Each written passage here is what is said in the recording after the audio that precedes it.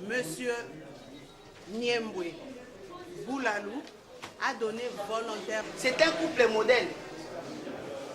Il marche toujours à deux. Des fois on repose ces messieurs pourquoi ils se comportent ainsi. Mais comment il pouvait être animé de cette intention de donner la mort à sa chère épouse? Le ministère public et la partie civile Chibola Mutanda poursuivent Niembwe Boulalou pour meurtre. Des faits qui remontent au mois de février de l'année en cours. Le prévenu aurait donné volontairement la mort à son épouse, selon le ministère public, la victime Rebecca Chibola, et cela après plus de 9 ans de mariage. L'audience du jour était consacrée à la plaidoirie et au réquisitoire du ministère public. L'organe de la loi sollicite du tribunal de condamner le prévenu Niembwe Boulalou à la peine de mort. Le ministère public soutient son réquisitoire sur base des rapports du médecin légiste qui confirme des traumatismes dus aux lésions corporelles sur le corps de la victime, Rebecca Chibola. Le prévenu devant la barre a été entendu par nous au niveau du parquet et il avait eu à nier les faits mis à sa charge. Tout en arguant qu'il avait trouvé la victime qui était son épouse suspendue d'une corde au salon de leur maison pendant que lui il dormait dans la chambre. Les faits s'étant déroulés dans une maison où il ne se trouvait que les prévenus et la victime.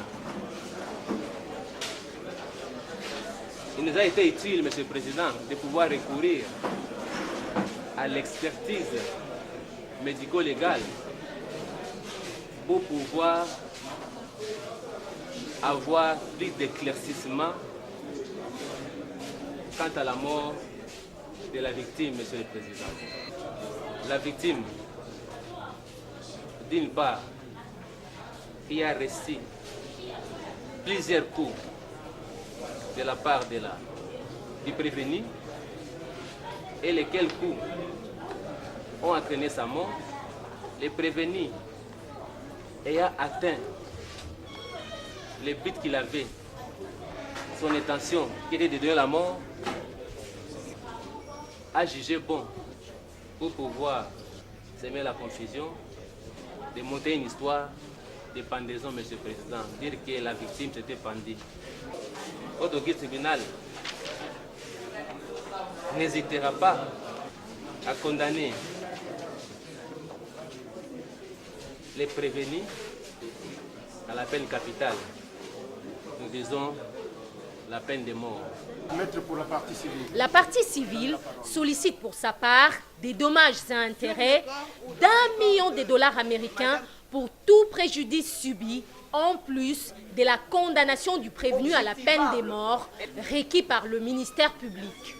La partie civile, n'est-ce pas, demande à ce que, outre la condamnation à la peine requise par l'organe de la loi, que le tribunal condamne le prévenu au paiement de la somme équivalent en francs congolais de 1 million de dollars pour les dommages, n'est-ce pas, causés au père de la victime, à sa famille qui l'aimait bien et certainement qu'elle aidait aussi.